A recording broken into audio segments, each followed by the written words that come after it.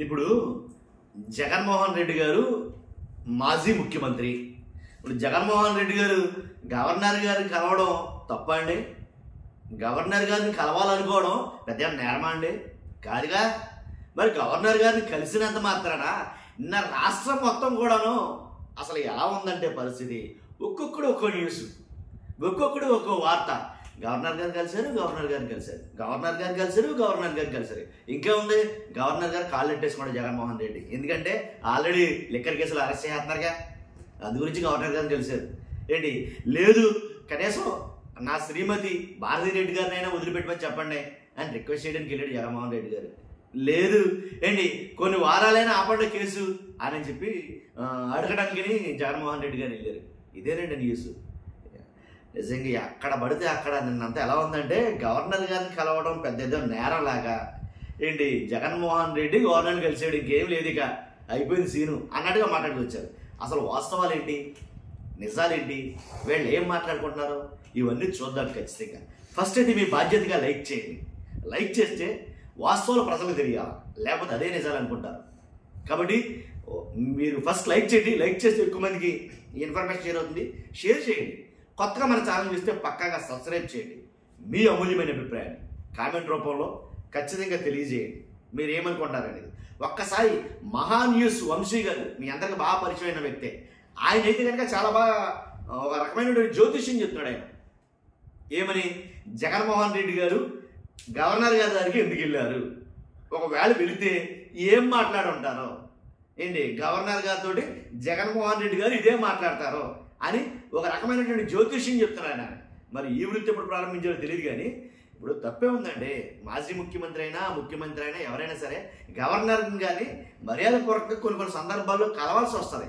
ఆయన ఒంట్లో బాగా తర్వాత తగ్గింది, బాగుంది కాబట్టి వెళ్ళి కలిసి రాష్ట్రంలో పరిస్థితులు వివరించుంటారు. సో దీంట్లో తప్పే ఉంది. భూతద్దం పెట్టి వెతకడానికే ఎన్ని రకాలుగా మాట్లాడేస్తాం మనం. విన్నాం ఆయన మాటలు ఒక్కసారి. గవర్నర్ కొద్దిసేపటి క్రితం గవర్నర్ గారిని కలిశారు, అబ్దుల్ నజీర్ గారిని. సతీ సమేతంగా జగన్మోహన్ రెడ్డి గారు, భారతీ గారు ఇద్దరు కలిసి వెళ్ళి గవర్నర్ గారిని కలిశారు. ఇది ఒక బిగ్ బ్రేకింగ్. గవర్నర్ గారిని ఇప్పుడు కలవటం వెనక ఏమై ఉంటుంది అంటే, నెంబర్ 1 ఓన్లీ మొదలెట్టడిన జ్యోతిష్యం చెప్పడం మొదలెట్టడిన గవర్నర్ గారిని కలవడం అంటే ఈ టైంలో ఏమై ఉంటుంది అనేది స్టార్ట్ చేసే చూడండి. బ్రేకింగ్.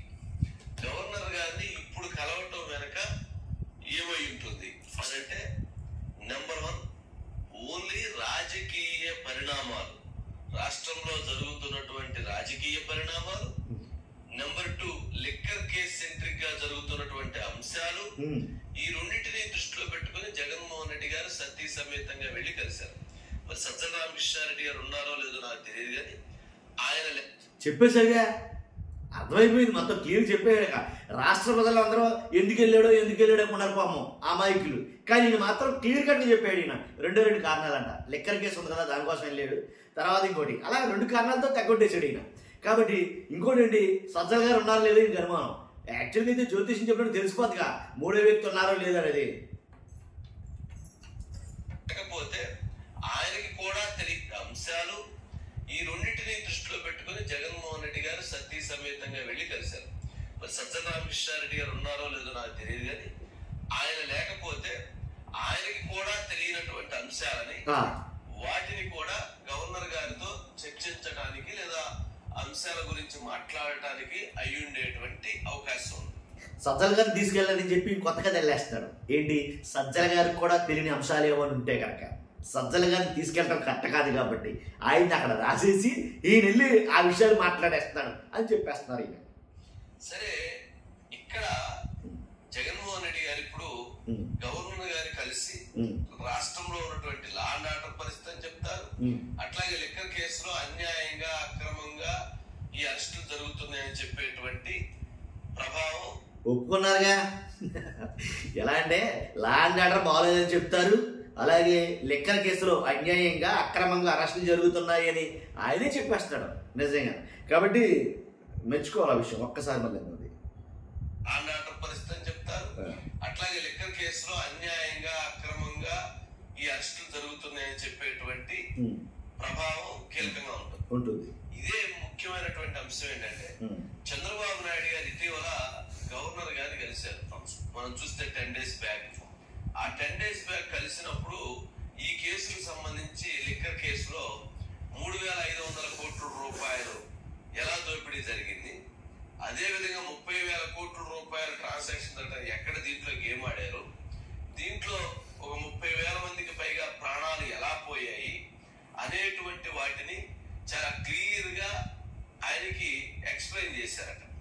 ఆఫీసర్లు ఎందుకు అరెస్ట్ చేయాల్సి వస్తుంది, మిత్రుల్ని ఒక ఎంపీని ఎందుకు అరెస్ట్ చేయాల్సి వస్తుంది, అట్లాగే ఎవరైతే ఈ కేసులో ఉన్నటువంటి ఇతరుల్ని ఎందుకు అరెస్ట్ చేయాల్సి వస్తుంది, ఏం జరిగింది అనేటువంటి సీక్వెన్స్ ని చాలా క్లియర్ గా విత్ ఎవిడెన్సెస్, గవర్నమెంట్ దగ్గర ఉన్నటువంటి ఎవిడెన్సెస్ తో ఎవిడెన్స్ అన్నారు కాబట్టి నేను ఆగాల్సి వచ్చింది. అసలు ఆ ఎవిడెన్సే సమర్పించే కదా ఇప్పుడు ఈ అరెస్టులని. అసలు ఎవిడెన్సే ఉంటే ఎప్పుడో సబ్మిట్ చేసిరుగా, ఎవిడెన్సే లేదు అని వైసీపీ వాళ్ళు అంటారండి. నేను కదా మాట గవర్నర్ గారికి తెలియజేశారు. ఇప్పుడు గవర్నర్ గారి దగ్గరికి వెళ్ళి మేము అమాయకులము, ఈ కేసుతో మాకు ఎటువంటి సంబంధం లేదు, మిత్రులు కూడా చిన్నపిల్లవాడే, అలాగే అక్కడ ఉన్నటువంటి వాళ్ళకి అసలు ఎవరికి మిత్రునా నాకు అర్థం కాదా, ఒకసారి విన్నాం మిథున్ రెడ్డి. ఇప్పుడు గవర్నర్ గారి దగ్గరికి వెళ్ళి మేము అమాయకులము, కేసుతో మాకు ఎటువంటి సంబంధం లేదు, మిత్రులు కూడా చిన్నపిల్లవాడే, అలాగే అక్కడ ఉన్నటువంటి వాళ్ళకి అసలు ఎవరికి ఏమీ తెలియదు అన్నప్పుడు గవర్నర్ గారు కూడా 2 క్వశ్చన్లు అడుగుతారు. మరి ఈ అంశాలు ఇప్పుడు జగన్ గారికి జ్యోతిష్యం చెప్పాడంటే పర్వాలేదు, ఈయన గవర్నర్ గారికి కూడా జ్యోతిష్యం చెప్పేస్తాడు ఈయన. ఎందుకంటానంటే ఇప్పుడు జగన్మోహన్ రెడ్డి గారు వెళ్ళి ఏం మాట్లాడతారో చెప్పారంటే ఒక అందం ఉంది.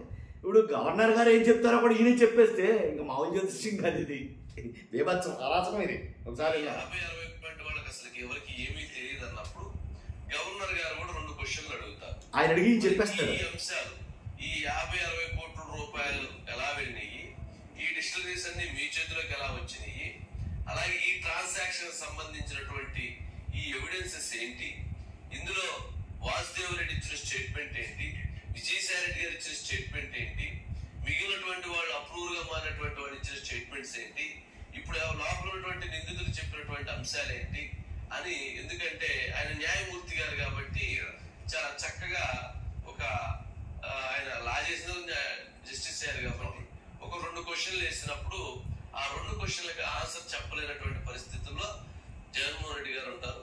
అందుకని గవర్నర్ గారు 2 ప్రశ్నలు వేస్తారంట. ఆ ప్రశ్నలు ఏంటో మహాన్యూస్ వంశీ గారు చెప్పేశారు. ఆయన వేసే ప్రశ్నలు ఏంటో చెప్పాడు ఈయన. అంతేకాదు ఆయన వేసిన ప్రశ్నలకి జగన్మోహన్ రెడ్డి గారి దగ్గర సమాధానాలు ఉండమంట, అవి కూడా ఈయన చెప్పేశారు. ప్రశ్నలు సమాధానాలు ఆయన ఎంతవరకు చెప్పాలో అంతవరకు చెప్పి వస్తే క్వశ్చన్లు ఉండవు, దాడి చెబితే క్వశ్చన్లు వేస్తే ఈ దగ్గర ఆన్సర్ ఉన్నటువంటి పరిస్థితి ఏర్పడుతుంది. బట్ ఏదన్నా కానీ గవర్నర్ గారి దగ్గరికి వెళ్ళటం వెనక పొలిటికల్ గా తనకి రేపు గనక తన అరెస్ట్ జరిగితే, భవిష్యత్తులో తనకి అరెస్ట్ జరిగితే, తనకి గనక ఇబ్బందికరమైన పరిస్థితి వస్తే భారతి గారు కోఆర్డినేట్ చేసుకుంటారు పార్టీని. ఏదైనా ఇంపార్టెంట్ అంశం ఉన్నప్పుడు, చర్చ ఉన్నప్పుడు మీరు సమయం ఇవ్వండి, మా యొక్క అభిప్రాయాన్ని తీసుకోండి, మాకు జస్టిస్ జరిగే విధంగా చూడండి అని అడగటానికి ప్రధానమైనటువంటి రీజన్ ఉండేటువంటి అవకాశం ఉంది. ఇంతవరకు క్లియర్. సరే, అంటే ఇందులో ఇంకొక అంశం చెప్పండి. సాయం కోరే అవకాశం ఉండవచ్చు, ఆ వేలో కూడా ఏమన్నా సాయం కోరటానికి గవర్నర్ గారు తన పరిధిని దాటి సాయం చేసే పరిస్థితి ఉండదు. ఏదైనా ప్రభుత్వంలో ఉన్నప్పుడు, ప్రభుత్వం ఏదైనా తప్పు జరుగుతున్నప్పుడు ఆయన గైడ్ చేయగలుగుతారు. అంతేగాని ఇప్పుడు ఈ కేసులో సాయం చేయడానికి కూడా సాయం చేస్తారన్నా వంశీ గారు వద్దంటారు. చనిపోక ముందు ఆయన గవర్నర్ ఉండుంటే సాయం చేయొచ్చు. ఈ కేసు అవినీతి జరగకుండా ఉంటే సాయం చేయొచ్చు. ఈ కేసు అవినీతి జరగకుండా ఉంటే సాయం చేయొచ్చు. అన్ని అంటే ఆల్రెడీ అయిపోయింది కేసు మొత్తం క్లియర్ చేసి సిఐడి. ఈ కేసులో ఈ పరిణామాలన్నీ జరిగిన తర్వాత, ఇంత ఎవిడెన్సెస్ వచ్చిన తర్వాత ఇప్పుడు ఆయన సాయం చేసేటువంటి పరిస్థితి కూడా గవర్నర్ గారికి లేదు ఉన్నదేమో అనుకుంటున్నాను. బట్ వాళ్ళు చెప్పేది ఏంటంటే మాకు సంబంధం లేదు అని చెప్పేదానికి ఎక్కువ ప్రయత్నం చేయొచ్చు. మాకు సంబంధం లేదు అని అంటే ఎవరు చెప్పారు? జగన్మోహన్ రెడ్డి గారికి సంబంధం లేకుండా ఇంత 3,500 కోట్ల రూపాయలు స్కామ్ జరగదు. అందుట్లో 300 కోట్ల రూపాయలు తాడేపల్లి నుంచి ఎలక్షన్స్ క్యాంపెయిన్ కి వెళ్దు. అట్లాగే బాలాజీ గోవిందప్ప ఇన్వాల్వ్ కాడు. ప్రభుత్వం పాలసీ మార్చదు. ప్రభుత్వం ఆన్లైన్ అమౌంట్ ఎత్తివేసి క్యాష్ ట్రాన్సాక్షన్స్ చేయదు. బెదిరించి డిస్టరీస్ ని వాళ్ళు హ్యాండ్ ఓవర్ చేసుకోరు. ప్రభుత్వం పాలసీ మార్చి ప్రైవేట్ షాపులను ప్రభుత్వ షాపుల్లోకి హ్యాండ్ ఓవర్ చేసుకోదు. మరి ఇట్లాంటి ఒక 100 రీజన్స్ 100 పాయింట్లు చెప్పొచ్చు మనమే. ఇంకా సిట్టు విచారణ వాళ్ళనే చెప్పొచ్చు. బట్ ఈయనే ఒక 100 పాయింట్లు ఏంటి అసలు చెప్పేస్తాడంట ఆయన అడిగితే కానీ. కాబట్టి మొత్తం కేసు క్లియర్ చేస్తాడు ఈయన, మొత్తం షార్ట్అవుట్ చేస్తాడు. అసలు మళ్ళీ కనిపెట్టాడు బాబు ఈయన నిజంగా. ఎలా అంటే మొత్తం అసలు ఆధారాలతో సహా ఈయన దగ్గరే ఉన్నాయి. తెలియక సిట్టోళ్ళు వీళ్ళు అక్కడక్కడ తిరుగుతున్నారు. ఆయన్ని వంశీ గారిని ఒక్కరిని అడిగితే సరిపోద్ది అసలు ఆ కేసు ఏమైంది ఏంటనేది. కాబట్టి ఖచ్చితంగా మీ అభిప్రాయం ఏంటో తెలియజేయండి. ఫస్ట్ అయితే లైక్ చేయండి, తెలియాలిగా జనాలకి. లైక్ చేయండి, మీ అభిప్రాయం ప్రకారంగా. కొత్తగా మన ఛానల్ ఇస్తే పక్కగా సబ్స్క్రైబ్ చేయండి. Thank you very much.